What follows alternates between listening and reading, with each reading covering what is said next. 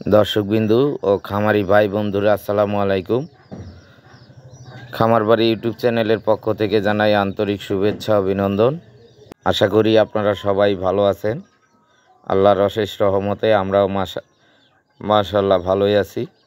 আমাদের গারলগুলোও মাশাআল্লাহ সুন্দর আছে, খুব সুন্দর আছে। তো এখন আপনার শুকনো সিজন, তো আমাদের এখানে ঢাকায় বেশিরভাগ জায়গায় বালু দিয়ে ভরাট করা। সেই ভরাট করা জায়গাগুলো দেখেন যে কাশবন সহ ঘাস সহ একদম সাদা হয়ে গেছে। তো যারা আমাদের ভিডিওটা দেখা শুরু করছেন, একটা লাইক দিয়ে ভিডিওটা দেখা শুরু করবেন। তারপরে আপনার সুন্দর একটা মন্তব্য করবেন। যদি ভালো লাগে ফ্রেন্ডস অ্যান্ড ফ্যামিলিদের মাঝে শেয়ার করবেন, সাবস্ক্রাইব করবেন। সাবস্ক্রাইব করার পরে বেল নোটিফিকেশন আইকনটি অল অপশন করে দিবেন। তাহলে আমাদের তথ্যমূলক ভিডিও আপলোড করার সাথে সাথে আপনার মোবাইলে নোটিফিকেশন চলে যাবে। আর যারা এখনও আমাদের চ্যানেলটাকে সাবস্ক্রাইব করেননি, সাবস্ক্রাইব করবেন। সাবস্ক্রাইব করার পরে বেল নোটিফিকেশন আইকনটি অল অপশন করে দিবেন। আর যারা গারল কিনতে ইচ্ছুক, আমাদের এই স্ক্রিনে দেওয়া নাম্বারে অথবা ডেসক্রিপশন বক্সে দেওয়া নাম্বারে যোগাযোগ করবেন, অথবা আমাদের যে ঠিকানা দেওয়া আছে 23 নং জোরভিটা, ত্রিমোহনী, খিলগাঁও, ঢাকা, এই ঠিকানায় চলে আসবেন। ইনশাআল্লাহ সুস্থ সবল সুন্দর গারল দেখে কিনে নিয়ে যাবেন। তো এই বলেই আজকের যে আমাদের গারলগুলা দেখেন মাশাআল্লাহ দিলে এই জঙ্গলের ভিতরেই মনে করেন আপনার টুকটাক যা আছে শুকনা এগুলোই খাচ্ছে। আরও কিছু সকালবেলা মনে করেন এই যে কিছু সবুজ ঘাস আছে, তারপর কচুরিপানা আছে। এই কচুরিপানাটা খুবই সুন্দর খায় গারলরা।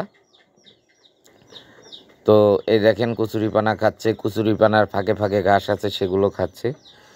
আসলে গারলের খাদ্য তালিকায় সব ধরনের খাবার পাবেন, সব ধরনের খাবার গারল খায়। তাকে যা দিবেন তাই খাবে। যদি চারণভূমিতে খাওয়াইতে না পারেন তাহলে কেটে নিয়ে যেয়ে খাওয়াবেন, তাহলে অবশ্যই গারল খাবে। গারল কিন্তু আপনার যা দিবেন তাই খায়।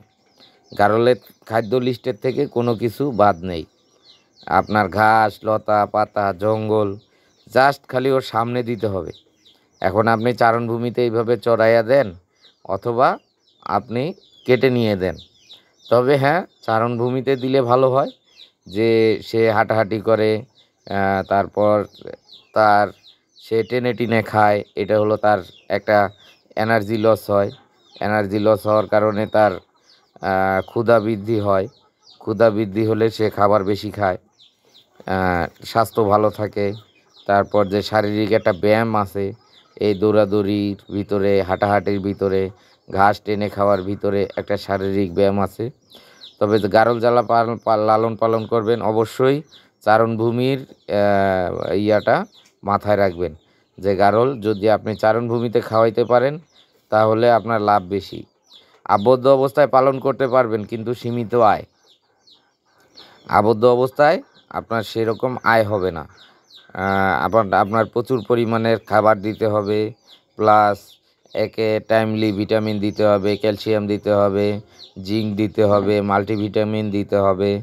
তো এগুলা মানে যখন আপনি আবদ্ধ অবস্থায় পালন করবেন তখন আপনার এই খরচটা বেড়ে যাবে। যখন খরচটা বেড়ে যাবে অবশ্যই আপনার লভ্যাংশ কমে যাবে। গারল একটা লাভজনক ব্যবসা, যদি ধৈর্য ধারণ করে এটাকে লালন পালন করতে পারেন। এর যে যত্ন আছে, তারপর চিকিৎসা সেবা আছে, এগুলা যদি আপনি করতে পারেন তাহলে অবশ্যই গারল একটা লাভজনক ব্যবসা। আর গারলের মূল অসুখ হলো কৃমি। কৃমির ডোজটা যদি আপনি ঠিকমতো দিতে পারেন, টাইমলি দিতে পারেন, যেমন মানে এর চামড়ার নিচে কৃমি, চোখের নিচে কৃমি, লিভারে কৃমি, ফুসফুসে কৃমি, মানে সব জায়গায় কৃমি। এরা সবসময় নিচের ঘাস খায়, এই জন্য এদের কৃমির পরিমাণ বেশি। তাই কৃমির ডোজটা একে 2.5 থেকে 3 মাসের মধ্যে কৃমির ডোজ দিতে হবে।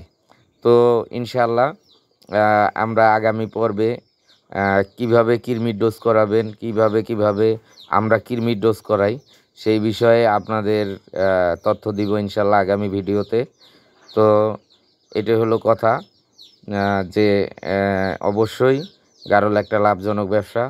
যদি আপনি এটাকে মানে ধৈর্য ধারণ করে লালন পালন করতে পারেন, যে প্রথম 1 বছর আপনাকে কষ্ট করতে হবে এর পিছে, তারপরের বছর থেকে যদি আপনি এটাকে ধরে রাখতে পারেন 1 বছর, তাহলে তারপরের বছর থেকে ইনশাল্লাহ এখানে নিশ্চিত লাভ, যা ইনকাম হবে এখানে সম্পূর্ণটাই আপনার লাভের উপরে থাকবে। তার কারণ প্রথম বছরে যা আসবে তাতে আপনি আপনার ক্যাশ সহ বাকিটা নিয়ে যেতে পারবেন। তো এই বলে শেষ করছি। আল্লাহ হাফেজ।